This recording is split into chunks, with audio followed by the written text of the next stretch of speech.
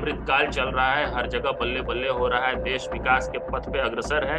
देश का युवा इतना हताश है, इतना निराश है कि वो लेबर फोर्स से बाहर होना दूर की बात है, वो ट्रेनिंग एजुकेशन से बाहर होना दूर की बात है, वो जीवन से बाहर हो रहा है। आप ये एक्नॉलेज करते हैं कि प्रॉब्लम है, ये तो एक्नॉलेज करने को ही तैयार नहीं है। खोज खोज के पता नहीं किसको ये नौकरी दे रहे हैं। वो तो बेचारा कोई गांव में जो कोई बेरोजगार होगा उसको लगेगा कि 2 करोड़ को नौकरी मिल गया, साला हम ही रह गए बस।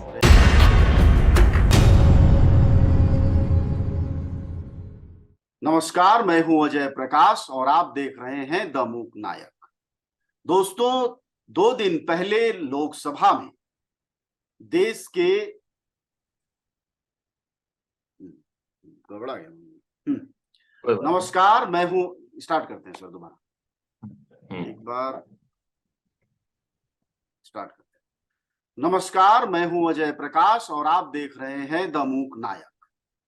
2 दिन पहले लोकसभा में सामाजिक और अधिकारिता मंत्री अब्बैया नारायण स्वामी ने एक सनसनीखेज जानकारी बताया कि पिछले 3 वर्षों में यानी 2019 से 2021 के बीच देश में 35,000 से ज्यादा छात्रों ने आत्महत्या की है। इस खबर ने फिर से इस देश में एक बार इस बहस के लिए जगह दे दी है कि हम जो देश हैं, दुनिया के सबसे युवा देश हैं, तो क्या दुनिया के सबसे बड़े आत्महत्या वाले भी देश बन गए हैं? यह सवाल सदन में जनता दल यूनाइटेड बिहार के गोपालगंज के सांसद आलोक कुमार सुमन ने किया था। उसी के जवाब में ये बात अब्बैया ने देश को बताई। यह बात चिंताजनक है, लेकिन इसका मायने क्या है और इसके रास्ते कहां जाते हैं? इतनी बड़ी संख्या में आत्महत्या का क्या मसला है? एक तरफ तो सरकार कहती है कि हम हर साल 2 करोड़ रोजगार दे रहे हैं और दूसरी तरफ यह आत्महत्या के आंकड़े हैं। इस बात को समझने के लिए हमारे साथ इस वक्त खास मेहमान अनुपम हैं। वह युवा हल्ला बोल के अध्यक्ष हैं और देश में लगातार युवाओं छात्रों के मसलों को पुरजोर तरीके से उठाते हैं। अनुपम, आपका स्वागत है और देश आपसे जानना चाहेगा सबसे पहली बात इस आत्महत्या पर ही कि इतनी बड़ी संख्या में साल दर साल आत्महत्या बढ़ती जा रही है, यह आखिर किस संकट की निशानी है? देखिए, सबसे इस वक्त जो देश की सबसे बड़ी चिंता होनी चाहिए थी, क्योंकि हम हर बार कहते हैं कि भारत युवाओं का देश है और आज जो वर्तमान सत्ता है उनको पूरा युवाओं के समर्थन से ही आज वो सत्ता में है। भारत जनसंख्या के मामले में तो चीन को टक्कर दे ही चुका है। जो युवाओं की आबादी है उसमें तो भारत दुनिया की सबसे अग्रणी पंक्ति में खड़ा है। और इसी देश में एक बहुत बड़ी आबादी है जिसको हम वर्किंग एज पॉपुलेशन कहते हैं, जिसको अर्थशास्त्री डेमोग्राफिक डिविडेंड कहते हैं। और ये कहते हैं कि भारत सौभाग्यशाली है कि भारत के पास इतनी बड़ी आबादी है जो देश के विकास में, प्रगति में, आर्थिक उन्नति में सीधा योगदान दे सकता है जी। लेकिन आप समझिए, इस देश का युवा युवा भारत का युवा क्या कर रहा है इस समय? युवा भारत का युवा आत्महत्या कर रहा है। और ये बात कोई कोई इंस्टीट्यूशन, कोई प्राइवेट कोई इंस्टीट्यूशन, कोई विदेशी संस्था नहीं कह रही है जिसके कि भारत के कोई शिक्षा विदेशी मंत्री कह दिए संस्थान, कि कोई इनकार न्यूयॉर्क कर। टाइम्स और वॉशिंगटन पोस्ट नहीं कह रहा है और ये कोई राजनीतिक विरोधी नहीं कह रहा है। ये सरकार का अपना आंकड़ा है, एनसीआरबी का, नेशनल क्राइम रिकॉर्ड्स ब्यूरो का आंकड़ा है, सरकार का अपना आंकड़ा, जो ये कह रहा है कि साल दर साल, हर साल लगातार देश में छात्रों, युवाओं की खुदकुशी की संख्या बढ़ती जा रही है। ये आपने बताया 35,000 से ज्यादा सिर्फ 2019 से 2021 के बीच में आत्महत्याएं हुई है। एनसीआरबी का आंकड़ा है कि 2022 में अकेले 468 लोग प्रतिदिन आत्महत्या कर रहे हैं। कि मैं सिर्फ छात्र युवाओं की बात नहीं कर रहा हूं, 468 भारतीय प्रतिदिन आत्महत्या कर रहे हैं। आप समझिए, इसको अगर हम थोड़ा और इसको हम शॉर्ट करने की कोशिश करें तो प्रति घंटे लगभग जस्ट शॉर्ट ऑफ 20, लगभग 20 लोग प्रति घंटे आत्महत्या कर रहे हैं हमारे देश में। ये एनसीआरबी का आंकड़ा है 2022 का। इस वक्त इस देश में तहलका मच जाना चाहिए था। इस वक्त इस देश की सबसे बड़ी चर्चा ये होनी चाहिए थी। और इस वक्त इस देश में बताया जा रहा है कि अमृतकाल चल रहा है, हर जगह बल्ले बल्ले हो रहा है, देश विकास के पथ पे अग्रसर है। देश का युवा इतना हताश है, इतना निराश है कि वो लेबर फोर्स से बाहर होना दूर की बात है, वो ट्रेनिंग एजुकेशन से बाहर होना दूर की बात है, वो जीवन से बाहर हो रहा है। तो ये तो बहुत बड़ा प्रश्न है देश की सरकार के ऊपर, देश की सत्ता के ऊपर, और इस समाज के ऊपर भी, कि इस समाज को ये कैसे नहीं दिख रहा है कि ये इतने भयावह हालात में हम जी रहे हैं इस समय। एक तरफ अनुपम यह आंकड़ा है, दूसरी तरफ डीडी वैष्णव कहते हैं 2 करोड़ रोजगार की हर साल हम सीमा पार कर रहे हैं। इस सवाल पर अगला जवाब आप देंगे, लेकिन उससे पहले मैं देश के सबसे बड़े राज्य उत्तर प्रदेश के मुख्यमंत्री योगी आदित्यनाथ की वह बात दोहराना चाहूंगा कि यहां खोज के नौकरियां दी जा रही हैं। तो अगर खोज के उत्तर प्रदेश जैसे राज्य में नौकरियां दी जा रही हैं, तो फिर ये आत्महत्या का क्या मामला है? या फिर ये झूठ है या फिर वो झूठ? ये बड़ा भद्दा मजाक है ये। आ, मुझे लगता है, देखिए, किसी भी देश के नागरिक को, चाहे वो किसी पार्टी का समर्थक हो, किसी विचारधारा का समर्थक हो, किसी जाति धर्म वर्ग से हो, उसको कम से कम इस बात से आपत्ति नहीं होगी कि अगर देश के युवा आज खुदकुशी कर रहे हैं तो ये चिंता का विषय होना चाहिए। उसको, मुझे लगता है, इस बात से भी आपत्ति नहीं होगी कि जो एनसीआरबी का आंकड़ा है वो कम से कम झूठा नहीं है, सरकार का अपना आंकड़ा है, इस बात से भी आपत्ति नहीं होनी चाहिए। सरकार के अपने आंकड़े जो है वो सच्चाई बयां कर रहे हैं, वो जो रियल पिक्चर है उसको बड़े तरीके से आंकड़ों की भाषा में बता रहे हैं। और उसके बाद जब मुख्यमंत्री, प्रधानमंत्री या कोई भी राजनीतिक व्यक्ति ऐसी बातें करे कि युवाओं को पकड़ पकड़ के नौकरी दिया जा रहा है, खोज खोज के नौकरी दिया जा रहा है, ये मजाक उड़ाने जैसा है। इसमें तो समझिए आपकी, ये है कि एक संकट के दौर में हम जी रहे हैं, जिनके ऊपर जिम्मेदारी थी कि उस संकट का समाधान निकाले, वो ये मानने को तैयार ही नहीं है कि संकट है। आप कब कोई समाधान निकालते हैं? किसी प्रॉब्लम का सोल्यूशन तो तब निकालते हैं ना जब आप ये एक्नॉलेज करते हैं कि प्रॉब्लम है। ये तो एक्नॉलेज करने को ही तैयार नहीं है, खोज खोज के पता नहीं किसको ये नौकरी दे रहे हैं। अब मंत्री जी ने कह दिया कि सालाना 2 करोड़ नौकरी का मिलने लक्ष्य पूरा किया जा रहा का है। जो पूरा पूरा होता दिख रहा है उनको। धोखा दिख रहा है। कैसे दिख रहा है भाई? उनको मतलब ये समस्या है फिर तो। इसको तो एक, मैंने तो एक नाम दिया है, ये एक बीमारी है दरअसल। एक एक गलत पिक्चर लोगों को दिखता है, बहुत लोगों को दिखता है, उसको कहते हैं मोतियाबिंद। जी। उसमें ये मोतियाबिंद नहीं है, और मैं कोई मोतियाबिंद पे कमेंट नहीं कर रहा हूँ। ये एक एक मोदियाबिंद है, जिसमें लोगों को कई बार दूर की चीजें बहुत स्पष्ट दिखती है। तालिबान में जो हो रहा होता है वो बहुत साफ दिखता है, यूक्रेन रशिया का युद्ध रुकवा दिया जाता है वो बहुत साफ दिखता है। लेकिन अपने अगल बगल पड़ोस मोहल्ले में कोई नौजवान जो है आत्महत्या कर लेता है बेरोजगारी के कारण, वो नहीं दिखाई देता है। नजदीक की चीजें नहीं दिखाती है, और उतनी दूर पाकिस्तान, अफगानिस्तान, तालिबान की चीजें दिखाई देती है। ये मोदियाबिंद है। और इसमें फिर और भी कई और तरह के इल्यूजन्स क्रिएट होते हैं इस बीमारी में, जिसमें ये लगता है कि 2 करोड़ को नौकरी दे दिया। और जब रेल मंत्री कह रहे हैं, रेल मंत्री को सबसे पहले तो ये बताना चाहिए कि रेलवे में ही अकेले, वो रेल मंत्री है ना, तो मैं तो जी। सबसे पहले रेलवे का प्रश्न उनसे पूछता हूँ। 2019 के फरवरी महीने में भारत के रेल मंत्री ने लोकसभा चुनाव से पहले ये वादा किया, ये घोषणा किया, और आपके दर्शक इस वक्त तुरंत इसको गूगल करके चेक कर लें अगर मैं गलत कह रहा हूं तो। जनवरी फरवरी 2019 में यह वादा किया गया कि अकेले रेलवे के माध्यम से अगले 2 साल में 4 लाख नौकरियां दी जाएंगी। अब 2 साल छोड़िए, 5 साल पूरा होने को है, अगला चुनाव आने वाला है, अब हम फिर से लोकसभा चुनाव की चर्चा कर रहे हैं। रेलवे देश के पब्लिक सेक्टर में रेलवे सबसे बड़ा एम्प्लॉयर रहा है। आज भी रेलवे में लाखों के पद रिक्त हैं एक तरफ, दूसरी तरफ जो रिक्तियां थी, जो स्वीकृत पद हैं जिनको भरा जाना चाहिए था, उनमें पदों की कटौती हुई है। और तीसरी बात, जो एकमात्र भर्ती जो उनके उस बयान के तुरंत बाद जो ग्रुप डी और एनटीपीसी की निकली, उसको पूरा करने में 4-5 साल इन्होंने लगा दिया। और उसकी नियुक्तियों को आज रोजगार मेला में नियुक्ति पत्र प्रधानमंत्री बांट के कह रहे हैं कि वो नई नौकरी दे। लेकिन ये ये अनुपम तो हालत है, वो बहुत पहले तो बड़ा रेलवे का जवाब दे देना। बड़ा आरोप लगा रहे हैं आप। जो ये वो आरोप लगा रहे हैं कि 2 करोड़ नौकरी देने की भी बात झूठ है, अलबत्ता रेलवे में भी नौकरी नहीं दी, ये कैसे संभव हो पाता है एक सरकार में जब मंत्री सरेआम झूठ भी बोल लेते हैं आपके हिसाब से?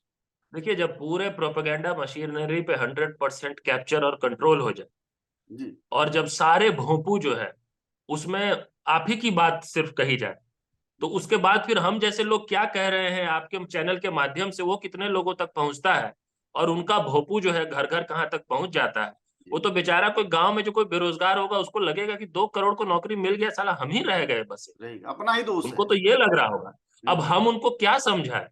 अब आप बताइए कि अगर 35,000 से ज्यादा छात्रों ने आत्महत्या इस देश में 2019 से 2021 तक में किया है, तो देश का कोई आम युवा क्या देश भर में घूम के गिन पाएगा कि 35,000 से ज्यादा आत्महत्या हुए हैं? अब अगर एनसीआरबी की रिपोर्ट पर इस देश की मीडिया जो है, जिसको ये लोग कहते हैं मुख्य धारा की मीडिया, मैं तो अब मानता नहीं है, ये तो एग्जीक्यूटिव का एक्सटेंशन है, मैं इसको हमेशा कहता हूँ, ये जो दरबारी मीडिया है, ये अगर चर्चा करे इस पर कि 35,000 से ज्यादा छात्रों ने 2019 से लेकर 2021 तक खुदकुशी की है, तो देश के लोगों को, युवाओं को पता चलेगा। अगर चर्चा नहीं होगी तो वो देश का बेरोजगार युवा खुद से घूम फिर के देश में पता कर लेगा क्या कि 35,000 से ज्यादा युवाओं ने खुदकुशी की है? नहीं कर पता कर पाएगा। तो ये तो देखिए, एक एक प्रोपेगेंडा के जरिए एक गलत पिक्चर बनाने की कोशिश हो रही है। मंत्री जी जो है, रेल मंत्री जी मिलन वैष्णव जी, अश्विनी वैष्णव जी, सॉरी सॉरी, उन्होंने जो बयान दिया है तो वो अपनी योग्यता साबित कर रहे हैं राजस्थान का मुख्यमंत्री बनने के लिए। भाजपा में तो शायद यही योग्यता है कि कौन कितने भयावह ढंग से जो है सो जुमला फेंक सके, झूठ बोल सके, तो वो दे रहे हैं इस बात को। मैंने तो उनको, देखिए, मैंने तो ट्विटर पे उनके बयान पर जवाब देते हुए उनको चुनौती दी है। उनको ये कहा है कि आप अगर मानते हैं कि 2 करोड़ सालाना नौकरी का जो वादा था वो पूरा होता दिख रहा है, तो आप बिल्कुल एक किसी भी सार्वजनिक पटल पे आके किसी भी माध्यम से, जो भी आपको उचित लगता अच्छा हो, अनुपम, वो ये आप ही बिल्कुल। का माध्यम ही क्यों जी ना हो, आप बिल्कुल। उसको जस्टिफाई कर दीजिए। आप बता दीजिए कि कैसे 2 करोड़ नौकरी सालाना आपको पूरा होता दिख रहा है। और अगर आप नहीं जस्टिफाई कर सकते हैं तो आपको माफी मांगना चाहिए इस देश के युवाओं से कि आप इतने जिम्मेदार पद पे होकर लोकसभा के अंदर इस तरह की बातें अगर आप कर सकते हैं, और आपको अगर सवाल पूछने वाला इस देश में कोई ना रहे, आपसे जवाबदेही लेने वाला देश में कोई ना रहे, तो किस बात का लोकतंत्र है, किस बात का संसद है, किस बात के हम युवाओं के देश हैं, और कौन सा हमारा भविष्य है? जी, एक चीज बताइए अनुपम, हम बार बार नौकरी रोजगार की बात करते हैं, आपके जरिए ये देश जानना चाहेगा कि आखिरकार रोजगार कहते किसको? जब अश्वनी वैष्णव जैसा व्यक्ति, जो कि रेल मिनिस्टर के पद पर है, बीजेपी के सबसे गंभीरतम नेता हैं, और इतना ही नहीं, बहुत पढ़े लिखे भी हैं, एजुकेटिव, विदेश में भी रहे, तो जब ये नौकरी कहते हैं तो ये नौकरी क्या होती है? असल में किसको नौकरी देश समझे? देखिए, देश को तो नौकरी उसी को समझना चाहिए जहां पे कि किसी के पास आजीविका का एक सतत कांस्टेंट माध्यम हो। जी और हमारे देश में तो एम्प्लॉयमेंट के नाम पे अंडर एम्प्लॉयमेंट भी बहुत बड़े वर्ग में है। हमारे देश में तो रोजगार, पकौड़े तलने को भी रोजगार की श्रेणी में डाला जा चुका है, वो भी किसी और के द्वारा नहीं, खुद हाँ। माननीय प्रधानमंत्री के द्वारा डाला जा चुका है। तो इस देश में तो देखिए, आंकड़ों की बाजीगरी तो ऐसी भी होती है कि किसी गांव में जंगल में जाकर जलावन बीनने का जो काम है, उसको भी कुछ लोग रोजगार कहते हैं। आप पकौड़ी तलने पर डिबेट मत रोकिए, आप और आगे ले जाइए। आप समझिए, कोई महिला जो किसी गांव में अपने गांव से 500, 100 मीटर, 150 मीटर, 1 किलोमीटर दूर जाके अगर जलावन बीन रही है, तो वो भी वर्क है, उसको भी रोजगार मान लिया जाता है। अगर तो फिर उसके बाद अगर कह दिया जाए कि खूब रोजगार दे दिया गया, उसके बाद भी नहीं दिया गया वैसे तो पहले तो रोजगार को परिभाषित करने की जरूरत है। दूसरी बात देखिए, मुझे लगता है हमारे देश में एक बहुत बड़े वर्ग, और ये सिर्फ केंद्र सरकार तक सीमित नहीं है, केंद्र सरकार हो, राज्य सरकार हो, कोई भी पार्टी हो, मेजॉरिटी जो पब्लिक रिप्रेजेंटेटिव्स हैं, जनप्रतिनिधि हैं, उनको नौकरी और रोजगार का फर्क नहीं पता है। मैं अपने उनके साथ के इंटरेक्शन के आधार पे कह रहा हूं, पिछले कई वर्षों के आधार पे। वो इंटरचेंजेबली यूज करते हैं नौकरी और रोजगार शब्द। वो जहां नौकरी है वहां रोजगार शब्द का इस्तेमाल करते हैं, जहां रोजगार है वहां नौकरी शब्द का इस्तेमाल करते हैं। और उसके बाद आप रोजगार मांगिएगा तो आपको कह देंगे कि सबको सरकार कैसे नौकरी दे देगी। आप जब नौकरी मांगिएगा तो कह देंगे कि ये तो रोजगार रोजगार दिया करो। जा रहा है। आप समझ रहे हैं ना? तो इस तरह का खेल खूब चल रहा है हमारे देश में लगातार। जी दिक्कत यही है कि इस खेल को उजागर करने का जो काम आप कर रहे हैं, जी आपके चैनल के माध्यम से जो हो रहा है, ये अपर्याप्त हो रहा है। जी ये सत्य जितना ज्यादा लोगों तक पहुंचना चाहिए उतना नहीं पहुंच रहा है। और झूठ जो है वो घर घर में जाके, घर घर के बेडरूम में जाकर जो है अपनी जगह बना ले रहा है। सबसे बड़ी समस्या ये है इस वक्त देश में। अनुपम, आपसे आखिरी सवाल कि ये 35,000 युवाओं की आत्महत्या साल दर साल बढ़ती जा रही है। अगर ताजा आंकड़े ही देखें, 2022 का आपने खुद बताया है, और 2019 में 10,335, 2020 में 12,526 और 2021 में 13,089। ये आंकड़े बढ़ते बताते हैं कि हमारे देश में कैसे निराशा युवाओं में भर रही है, जिंदगी के प्रति हताशा बढ़ रही है। तो जी आखिरकार इसका तरीका क्या है? आखिर यह रोका कैसे जा पाएगा? सरकार के लेवल पर नहीं रोका जा पा रहा है, तो समाज के लेवल पर क्या कोई तरीका बनता हुआ दिखाई दे जी रहा है? जी एक संक्षिप्त जी जवाब। जी। और आपके प्रश्न के उत्तर से पहले मैं बस एक बात कहना चाह रहा हूं कि आपके कुछ दर्शकों जिनके मन में अभी ये चल रहा होगा कि ये संख्या बढ़ रही है तो जनसंख्या बढ़ रही है तो संख्या भी बढ़ रही होगी, एक जी जी। एक स्कूल ऑफ पॉलिटिक्स ये भी है ना, बिल्कुल। ये बिल्कुल। ये सरकार प्रो सरकार लोगों का। हम्म। तो मैं बस क्लैरिफाई कर देना चाहता हूं कि प्रतिशत में भी संख्या बढ़ रही है, बस ये कहना था मुझे कि परसेंटेज में भी साल दर साल जो है संख्या बढ़ रही है और टोटल वॉल्यूम भी लगातार बढ़ रहा है। ये जो आपका सवाल है कि देखिए जो हताशा और निराशा, ये सीधे तौर पे देखिए इससे कोई भी सेन व्यक्ति डिसएग्री नहीं करेगा कि आत्महत्या और खुदकुशी जो है वो सीधे तौर पे एमलेसनेस और जॉबलेसनेस का एक रिफ्लेक्शन, इसका परिचायक जीवन में उद्देश्य की कमी हो जाना, रोजगार के अवसरों की कमी हो जाना या हताशा और निराशा हो। ये वही युवा है जो नशे की तरफ जा रहे हैं, जो देश में इस वक्त जो ड्रग्स नारकोटिक्स का नशा बढ़ रहा है, गांव गांव तक पहुंच रहा है। और ये वही युवाओं का वर्ग है उसी में से जो आत्महत्या की तरफ भी बढ़ रहा है। और ये वही युवा है जिसको आज जाति के नाम पे और धर्म के नाम पर उन्मादी भीड़ का हिस्सा बनाया जाए। ये जो है एक एक बड़े वर्ग को हमारे देश में ये भी समझने की जरूरत है कि जब वो जातिगत भेदभाव, धार्मिक हिंसा की बात करते हैं और उनको लगता है कि बेरोजगारी एक अलग तरह का विषय है, उसको एक अलग डिस्कशन के तौर पे रखना चाहिए और हम जाति धर्म के नाम पे फैल रहे विभाजन और उन्माद को एक अलग चर्चा रखनी चाहिए, तो बहुत बड़ी गलती करते हैं। मैं ये कहना चाहता हूं कि पूरी तरह से इंटरकनेक्टेड है। ये बेरोजगारी जो है वो कोर इश्यू है, बिल्कुल। उसी के कारण आपको सड़क पे एक वर्ग दूसरे के खिलाफ है तो दोनों वर्गों में जो फ्रंट लाइन पे जो युवा खड़ा है वो बेरोजगार है। आप ये जाके स्टडी कर लीजिए, एनालाइज कर लीजिए, समझ में आ जाएगा। तो इसका तो समाधान एक ही है कि हमारा देश, हमारा समाज इस बात को समझे कि अगर हम अपने युवाओं छात्रों को शिक्षा, कौशल, रोजगार के अवसर नहीं दे सकते हैं तो यह देश जो है किसी नारे से नहीं बच सकता है, किसी पड़ोसी देश को गाली देने से नहीं बच सकता है, किसी नेता के जिंदाबाद मुर्दाबाद करने से नहीं बच सकता है। सही मायने में अगर देश का भविष्य बेहतर हो सकता है, सिर्फ और सिर्फ इसी चीज से हो सकता है।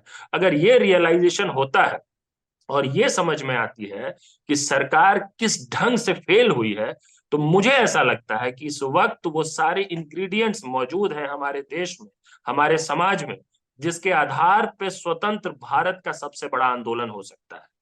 ये हमारे पॉलिटिकल क्लास का भी बहुत बड़ा फेलियर है अगर आज एक देश में बड़ा यूथ मूवमेंट बेरोजगारी के सवाल पर नहीं हो रहा है तो। और मुझे लगता है कि समाधान वहीं से निकलेगा। देखिए अंततः काम तो सरकार को ही करना है ना, काम हम आप जैसे लोग जो हैं वो जी। सरकारों को मजबूर कर सकते हैं करने के लिए, या हम आप जैसे लोग या हम में से बिल्कुल। कुछ लोग सरकार में जा सकते हैं। हम्म। लेकिन जो सत्ता में होंगे समाधान तो उसी वही वही निकालेंगे। जी। ये लगता है इसका एकमात्र समाधान ये है कि एक solution oriented nation wide youth movement रोजगार के लिए हो। मुझे ऐसा लगता है कि उसकी जमीन तैयार हो रही और वो आज नहीं तो कल, लोकसभा चुनाव से पहले नहीं तो लोकसभा चुनाव के बाद, अगर इस सवाल को एड्रेस नहीं किया गया तो यह आक्रोश फूटेगा। आपने पिछले 2-3 साल में इस आक्रोश को बिट्स एंड पीसेस में फूटते देखा है। जब रेलवे भर्ती का मामला देखा, जब अग्निपथ का मामला देखा, लाखों की संख्या में युवा जो है सड़क पर आए, ट्रेनों को रोका। लेकिन वो जो ऊर्जा है युवाओं की, उसको एक सकारात्मक दिशा देने की जरूरत है। उस दिशा के जरिए एक बड़ा जन आंदोलन हो सकता है, उस जन आंदोलन के जरिए ही समाधान निकलेगा, ये मेरा मानना शुक्रिया आपका बातचीत के लिए। हमारे साथ बातचीत कर रहे थे अनुपम। युवा हल्ला बोल एक राष्ट्रीय युवा संगठन है जिसके वह अध्यक्ष हैं। अपनी बातचीत के दौरान हमने उनसे यह जानने की कोशिश की कि 35,000 युवाओं की आत्महत्या का सच क्या है और कारण क्या है। आप सब भी इस बात को जरूर महसूस करते होंगे, सबके घर युवा लड़के लड़कियां हैं, सबको रोजगार की जरूरत है। जाहिर तौर पर रास्ते पर भी बात हुई और रास्ता यही है कि अपने अधिकारों के लिए लड़ना होगा जब सरकारें सोने लगे और झूठ बोलने लगे। शुक्रिया आपका बातचीत के लिए, धन्यवाद। द मूक नायक जनवादी पत्रकारिता करता है। यह संविधान, लोकतंत्र और सामाजिक न्याय पर चलने वाला चैनल है। अगर आप भी चाहते हैं द मूक नायक हमेशा हाशिए पर खड़े लोगों की आवाज़ बुलंद करता रहे, बेजुबानों की पीड़ा दिखाता रहे, तो सपोर्ट कीजिए। सपोर्ट करने वाला लिंक आपको स्क्रीन पर दिखाई दे रहा होगा। साथ ही डिस्क्रिप्शन में जाकर भी आपको ये लिंक मिलेगा, जहाँ पर जाकर आप हमें सपोर्ट कर सकते हैं और हमारे काम को आगे बढ़ा सकते हैं।